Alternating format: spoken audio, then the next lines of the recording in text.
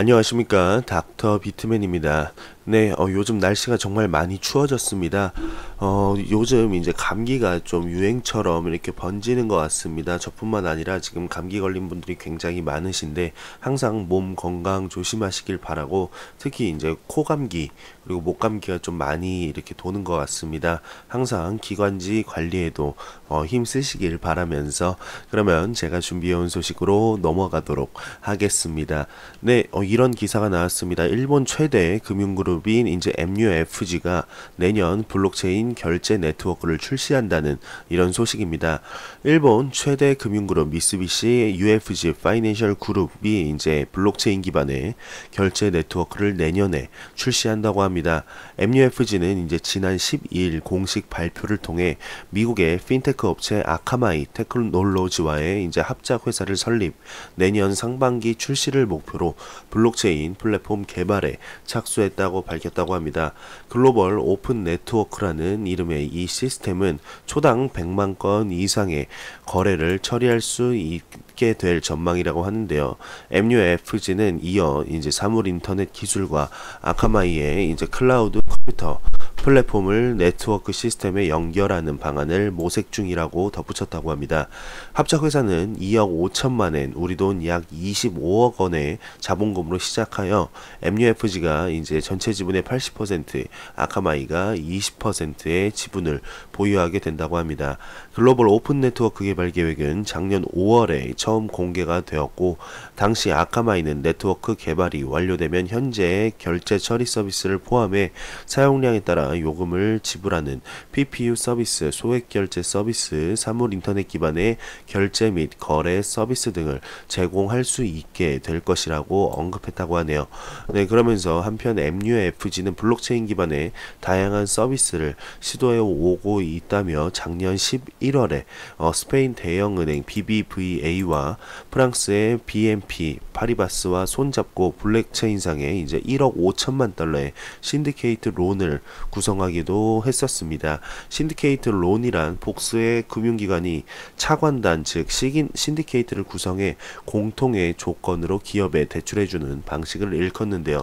MUFG는 또 2017년 12월 기술업체 NTT와 공동으로 국가 간 거래에 이제 사용되는 개념 증명 방식을 선보였으며, 지난 2016년에는 블록체인 기술 연구의 일환으로 자체 암호화폐인 이제 MUFG 코인 개발을 또 추진하기도 했다고 합니다. 네, 정말 네, MUFG 일본 최대 금융그룹인데 내년에 이제 블록체인 결제 네트워크를 출시한다는 소식입니다.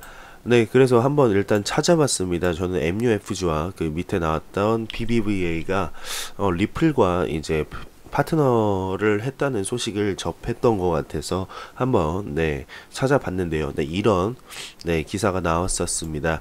MUFG, BBVA 등 이제 10개 금융사가 리플 글로벌 결제 네트워크의 가세, 이런 네 기사가 나왔었는데, 일본의 MUFG, 스페인의 BBVA 등 이제 굵직한 글로벌 금융회사 10곳이 리플이 운영하는 블록체인 기반의 글로벌 결제 네트워크에 이제 가세했다는 이런 기사가 나왔었습니다. 조금만 더 알아보게 되면은 리플은 이제 MUFG, BBVA 등 이제 이런 글로벌 선도 금융 회사 및 결제 서비스 제공 업체들이 보다 신속하고 확장성이 있으며 저렴한 글로벌 거래를 위해 이제 자사의 네트워크에 합류했다고 이제 밝혔다고 합니다.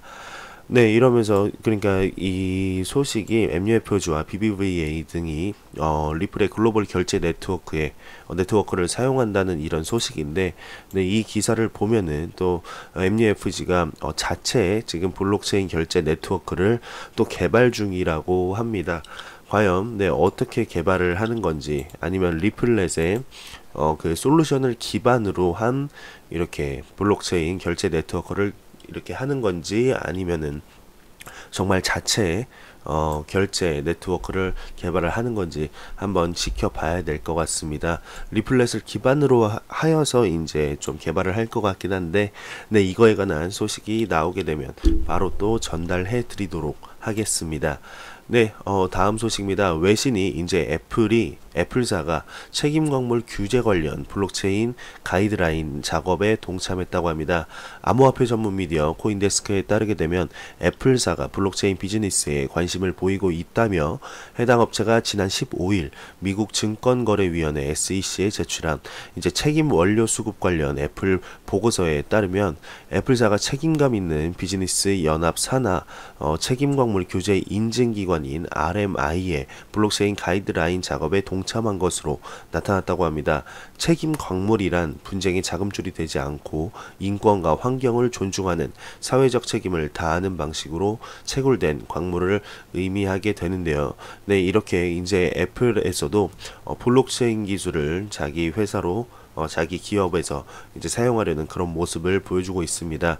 정말 블록체인 기술 자체도 이제 좀 안 좋게 보시는 분들도 굉장히 많은데 지금 이제 블록체인과 암호화폐는 더 이상 거슬 수 없는 시대의 흐름인 거는 네, 확실한 것 같습니다.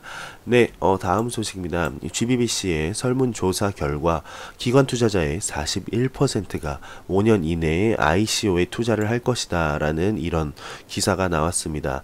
코인 텔레그래프의 보도에 따르게 되면 글로벌 블록체인 기업 협의회인 GBBC가 이제 기관 투자자를 대상으로 조사한 결과 19%는 2021년까지 디지털 자산을 정기적으로 투자하고 거래할 것으로 보고 있다고 합니다. 이번 설문조사는 시장 조사 업체 폴라이트가 2018년 12월부터 19년 1월 사이에 실시한 것으로 사모펀드, 헤지펀드, 연기금 등 71개의 글로벌 기관 투자자가 이제 응답을 했다고 하는데요.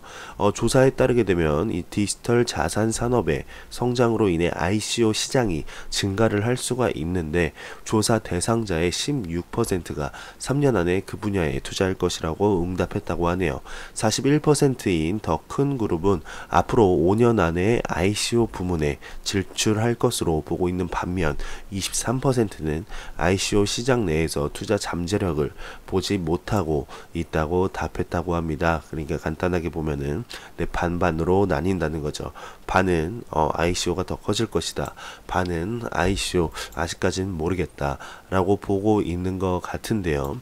네, GBBC의 이제 대표는 보도자료에서 2027년까지 암호화폐와 디지털 자산이 세계 GDP의 최소 10%를 구성할 것이라고 강조했다고 합니다. 현재는 세계 GDP의 한 1% 정도로 되는 것으로 현재 알고 있는데 GBC는 지난달 기관 투자자와 관련된 2건의 다른 조사 결과를 발표한 바 있다고 하는데 코인텔레그래프가 1월 22일 보도한 바와 같이 기업 고위 경영진 사이에서 블록체인 기술에 대한 이해가 부족한 경우가 대다수로 이제 50%를 넘은 63%로 기록이 되었다고 하고 이제 1월 25일 날 또 설문조사 결과가 발표가 났었는데 상당수의 기관 투자자가 블록체인 기술의 발명을 인터넷 발명 이래 가장 중요한 기술 혁신으로 생각하고 있다는 데이터를 보고했다고 합니다.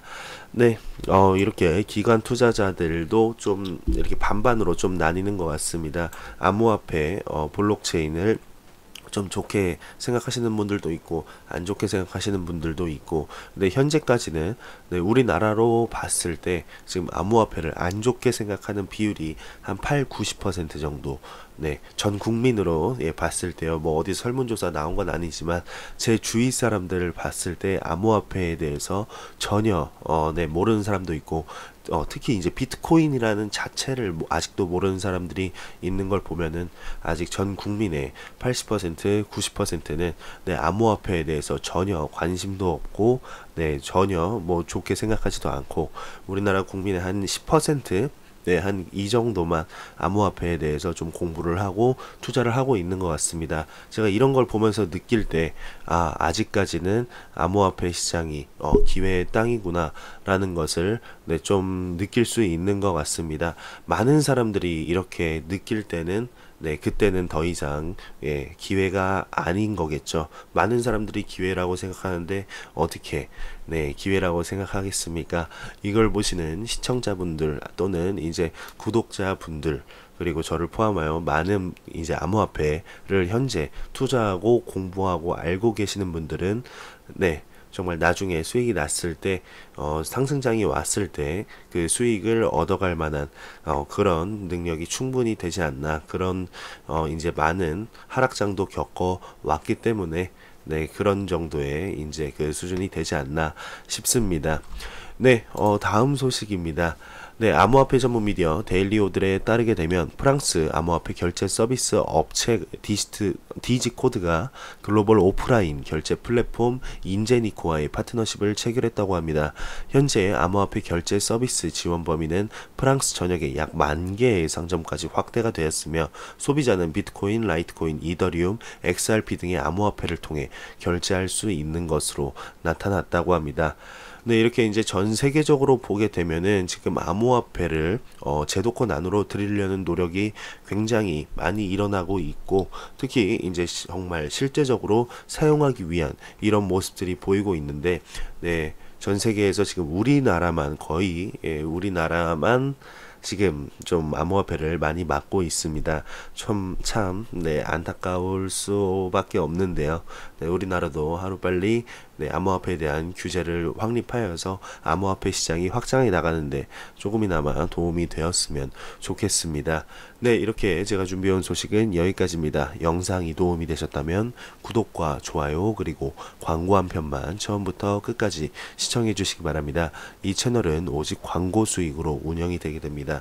네, 제 건강을 이렇게 걱정해 주시는 분들 댓글 하나하나 모두 다 잘 봤습니다. 너무 감사하고, 이걸 보시는 시청자분들, 구독자분들도 항상 감기 조심하시길 바라면서 저는 다음 영상으로 찾아뵙도록 하겠습니다. 항상 영상 시청해 주셔서 너무 감사합니다. 지금까지 닥터 비트맨이었습니다.